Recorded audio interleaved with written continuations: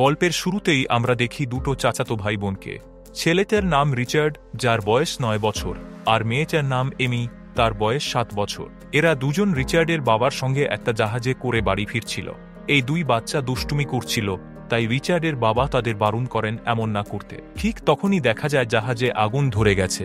এই দেখে জাহাজের সবাই ভয় পেয়ে যায়, আর চারদিকে ছুটোছুটি শুরু হয়ে যায়। ধোঁয়ার জন্য কিছুই দেখা যাচ্ছিল না। রিচার্ডের বাবা আর কয়েকজন লোক তাদের প্রাণ বাঁচাতে একটা বোটে উঠে পড়ে। সেই জাহাজের কুকের নাম প্যাডি।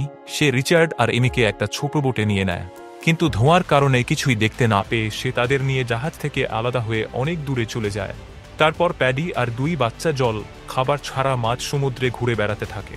পরের দিন সকালে প্যাডি আর দুই বাচ্চা দেখে যে তাদের সামনে একটা দ্বীপ আছে। এটা দেখে প্যাডি খুশি হয়ে যায় আর তাদের ছোট বোট নিয়ে এসে সেই দ্বীপে আসে। দ্বীপটা চারদিক থেকে সবুজ গাছপালা আর নারকেল গাছ দিয়ে ভরা ছিল। প্যাডি তখন পুরো দ্বীপটা ঘুরে দেখতে থাকে। যদি কেউ থাকে তাহলে তার কাছে সাহায্য চাইতে পারবে, কিন্তু সে কাউকেই দেখতে পায় না। এখন ওরা পুরোপুরি এই দ্বীপেই আটকে পড়ে। তবে প্যাডি বুঝতে পারে এই দ্বীপে বাঁচার জন্য দরকারি সবকিছুই আছে। প্যাডি সেখানে একটা মদের ব্যারেল খুঁজে পায়, যেটা জাহাজ থেকে ভেসে তীরে এসেছে। একদিন রিচার্ড যখন খেলছিল তখন সে একটা মানুষের খুলি পায়। সেটা সে প্যাডিকে দেখায়। এটা দেখে প্যাডি তাকে সেটা ফেলে দিতে বলে আর বুঝে যায় এই জায়গাটা বিপজ্জনক। তাই সে বাচ্চাদের নিয়ে দ্বীপের অন্য প্রান্তে চলে যায়। রাতে যখন প্যাডি মদ খাচ্ছিল তখন সে দ্বীপের আরেক দিক থেকে ড্রামের শব্দ শুনতে পায়। এটা শুনে সে সাঁতরে ওই দিকে যায়, আর সেখানে গিয়ে দেখে একটা মূর্তির উপরে মানুষের মাংসের টুকরো রাখা আছে। এটা দেখে প্যাডি বুঝে যায় এখানে মানুষ বলি দেওয়া হয়। সে ভয় পেয়ে যায় আর রিচার্ড আর এমির কাছে ফিরে এসে বলে, তোমরা দুজন আমাকে কথা দাও যে যাই হোক না কেন তোমরা দ্বীপের ওই দিকে যাবে না। এটা কানুনের নিয়ম, তোমাদের এটা মানতেই হবে। কিন্তু বাচ্চাদের মনে তখন থেকেই প্রশ্ন জাগে, প্যাডি আসলে কেন তাদের ওদিকে যেতে মানা করছে। প্যাডি বলে ওইদিকে নরভক্ষী থাকে যারা বাচ্চাদের খেয়ে ফেলে। রিচার্ড ভাবে তার বাবা এসে তাদের নিশ্চয়ই এখান থেকে নিয়ে যাবে। প্যাডিও ভাবে ওদের কেউ না কেউ এসে বাঁচাবে, কিন্তু ততদিন পর্যন্ত সে বাচ্চাদের দায়িত্ব নিজের কাঁধে নিয়ে নেয়। সে তাদের শেখায় কিভাবে খাবার খুঁজতে হয় আর কিভাবে আশ্রয় বানাতে হয়। প্রায় 2 মাস ধরে সে এই জঙ্গলে বাঁচার উপায় শেখায়, যাতে যদি তার কিছু হয়ে যায় তাহলেও বাচ্চারা বেঁচে থাকতে পারে। এক রাতে প্যাডি খুব বেশি মদ খেয়ে ফেলে। সে দেখে তার মদের ব্যারেলটা সমুদ্রে ভাসছে। তখন সে সেটা তুলতে যায়, কিন্তু নেশার ঘোরে জলের মধ্যে ডুবে যেতে থাকে। পরের দিন সকালে রিচার্ড আর এমি ঘুম থেকে উঠে দেখে প্যাডি ওখানে নেই। তারা দূরবীন দিয়ে দেখে যে প্যাডি দ্বীপের অন্য পাশে বালির ওপরে শুয়ে আছে। তারা ছোট নৌকায় বসে প্যাডির কাছে যায়। তখন তাদের মনে হয় প্যাডি হয়তো বেশি মদ খেয়েছে, তাই ঘুমাচ্ছে। তারা তাকে জাগানোর চেষ্টা করে, কিন্তু সে ওঠে না। তখন তারা বুঝতে পারে প্যাডি এত বেশি মদ খেয়েছিল যে তার মৃত্যু হয়েছে। এটা দেখে রিচার্ড আর এমির খুব খারাপ লাগে। এখন ওরা একেবারে একা হয়ে যায়। এমি রিচার্ডকে বলে, আমার এখানে প্যাডির কথা খুব মনে পড়ছে। আমি এখানে আর থাকতে পারছি না, আমাকে অন্য কোথাও নিয়ে চলো। রিচার্ড তার কথা মেনে নেয়। তারা তাদের জিনিসপত্র গুছিয়ে নেয় আর বোটে বসে দ্বীপের অন্যদিকে চলে আসে। এই জঙ্গলটা তাদের থাকার মতো ভালো লাগে। এখানে খাবার দাবারেরও কোনো অসুবিধা হয় না, তাই তারা এখানেই নতুন একটা ঘর বানিয়ে নেয়। শুরুর দিকে কিছু সংঘর্ষ হয় ঠিকই, কিন্তু প্যাডি যেসব জিনিস তাদের শিখিয়েছিল তার জন্য খুব একটা সমস্যা হয় না। আস্তে আস্তে তারা এই দ্বীপে বাঁচার অভ্যাস করে ফেলে। এই দ্বীপে থাকতে থাকতে রিচার্ড আর এমির অনেক বছর কেটে যায়, আর এখন ওরা দুজনেই বড় হয়ে গেছে। রিচার্ডের বয়স এখন 21 বছর আর এমির বয়স 19 বছর। ওরা একসঙ্গে মাছ ধরে, ফল পারে আর একসঙ্গে মিলেমিশে থাকে। কিন্তু আস্তে আস্তে রিচার্ড আর এমির শরীর আর মনে কিছু পরিবর্তন আসতে থাকে, যেগুলো ওরা নিজেরাই বুঝতে পারে না। এইসব পরিবর্তন সম্পর্কে ওরা একেবারেই অজানা ছিল। একদিন এমি যখন স্নান করছিল তখন তার প্রথমবার পিরিয়ড হয় আর রক্ত বের হয়। এটা দেখে এমি খুব ভয় পেয়ে যায় আর রিচার্ডকে ডাকে। রিচার্ড যখন তার ডাক শুনে আসে আর জিজ্ঞেস করে কি হয়েছে, তখন এমি লজ্জা পেয়ে তাকে দূরে যেতে বলে। কিছুক্ষণ পরে এমি যখন স্নান সেরে জলের বাইরে আসে তখন রিচার্ড তাকে জিজ্ঞেস করে, তোমার কি হয়েছিল? রিচার্ড ভাবে এমির হয়তো কোথাও ব্যথা লেগেছে, কিন্তু এমি কিছুই বলে না। এটা দেখে রিচার্ডের রাগ হয়। ও ভাবে আগে এমি কিছুই তার থেকে লুকোতো না, কিন্তু এখন অনেক কিছু লুকাতে শুরু করেছে। এভাবে আস্তে আস্তে রিচার্ড আর এমি একে অপরের প্রতি আকর্ষণ অনুভব করতে শুরু করে। যখন রিচার্ড শার্ট ছাড়া ঘুরে বেড়ায় তখন এমি চুপচাপ তাকিয়ে থাকে। আবার এমি যখন নদীতে স্নান করতে যায় তখন রিচার্ড তাকিয়ে থাকে। কিন্তু সমাজের কোনো শিক্ষা না থাকায় ওরা এসব অনুভূতির মানে বুঝতে পারে না। কারণ ছোটবেলা থেকে তারা এখানে আটকে আছে আর এই বিষয়গুলো সম্পর্কে কখনো কিছু পড়েনি। এদিকে রিচার্ড মাছ ধরে ফল পারে আর এমি সেই মাছ রান্না করে আর কাপড় কাচে। দুজন মিলে হাসি মজার মধ্যেই এই দ্বীপে সুখে থাকছিল। তবে এখনও ওদের মনে আশা ছিল একদিন রিচার্ডের বাবা নিশ্চয়ই এসে তাদের বাঁচিয়ে নিয়ে যাবে। একদিন এমি দ্বীপের সেই দিক থেকে ড্রামের শব্দ শুনতে পায় যেদিকে প্যারি যেতে বারণ করেছিল। কিন্তু এমির খুব জানতে ইচ্ছা হয় সেখানে আসলে কি আছে, তাই সে একাই সেখানে চলে যায়। সেখানে গিয়ে সে সেই একই মূর্তিটা দেখে যেখান থেকে রক্ত ঝরছিল। এমির মনে হয় জায়গাটা খুব পবিত্র আর এটা কোনো ভগবানের স্থান। এইটা দেখে সে দৌড়ে রিচার্ডের কাছে আসে আর বলে, আমি আইল্যান্ডের সেই দিকে গেছিলাম যেদিকে প্যারি আমাদের যেতে মানা করেছিল। ওখানে আমি একটা মূর্তি দেখেছি যা ভগবানের ছিল। প্যারি আমাদের মিথ্যে বলেছিল, ওখানে কোনো নরভক্ষী নেই। এই কথা শুনে রিচার্ড রেগে যায়। সে বলে, আমরা প্যারিকে কথা দিয়েছিলাম আমরা ওখানে যাব না। তুমি গিয়ে বড় ভুল করেছ। এখন থেকে আর কখনো ওদিকে যেও না। রাতে যখন এনি ঘুমিয়েছিল তখন একটা দুঃস্বপ্ন দেখে। স্বপ্নে দেখে রিচার্ড জলে ডুবে মারা যাচ্ছে। ভয়ে ঘুম ভেঙে যায় এমির। সে দেখে সকাল হয়ে গেছে আর রিচার্ড তার সামনে দাঁড়িয়ে আছে। তখন এমি তাকে বলে, আমাকে কথা দাও, তুমি আমাকে ছেড়ে কোথাও যাবে না। দুজনেই আবেগে জড়িয়ে ধরে। রিচার্ড তাকে কিস করে আর তার সঙ্গে আরও কিছু করার চেষ্টা করে, কিন্তু এমি তখন তাকে দূরে সরিয়ে দেয়। রাতে আবার রিচার্ড তার কাছে আসার চেষ্টা করে, কিন্তু এমি তাকে বলে চলে যেতে। এতে রিচার্ড খুব রেগে যায় আর পরের দিন সকালে এমির সঙ্গে কোনো কথা বলে না। এমি দেখে রিচার্ড পাথরের আড়ালে কিছু একটা করছে, কিন্তু ঠিক কি বুঝতে পারে না। সে যখন রিচার্ডকে ডাকে তখন রিচার্ড ওর ওপর রেগে যায়। কিছুক্ষণ পর যখন রিচার্ড গাছ থেকে নারকেল পাড়ছিল তখন সে এত বছর পর প্রথমবার সমুদ্রে একটা জাহাজ দেখতে পায়। জাহাজটা দেখে সে গাছ থেকে নেমে দৌড়ে যায় একটা পাহাড়ের দিকে, যেখানে আগে কাঠগুলো একত্রিত করে আগুন জ্বালানোর ব্যবস্থা করেছিল যাতে জাহাজের লোকেদের দৃষ্টি আকর্ষণ করে সাহায্য চাওয়া যায়। কিন্তু রিচার্ড সেখানে পৌঁছাতে দেরি করে আর জাহাজটা দূরে সরে যায়। ওই সময় এমিও ওই জাহাজটা দেখেছিল। আগুন জ্বালানোর সুযোগ ছিল তারও, কিন্তু সে জাহাজ দেখে ও আগুন জ্বালায়নি, কারণ এখন তার এখানে থাকতে ভালো লাগছিল আর এই জীবনটাকেই সে মেনে নিয়েছিল। রিচার্ড এসে এমিকে আগুন না জ্বালানোর জন্য রেগে বলে, আমি তোমার থেকে বিরক্ত হয়ে গেছি, আমি একাই এখান থেকে চলে যাব। সে নৌকায় চড়ে চলে যায়, কিন্তু অর্ধেক পথেই নৌকাটা ভেঙে পড়ে আর রিচার্ড জ্বলে পড়ে যায়। বাধ্য হয়ে তাকে আবার দ্বীপে ফিরে আসতে হয়। এমি তার মজা উড়াতে করতে থাকে, এখন এই দ্বীপটাই আমাদের বাড়ি আর এখানেই আমাদের থাকতে হবে। এই কথা শুনে রিচার্ড রেগে যায়।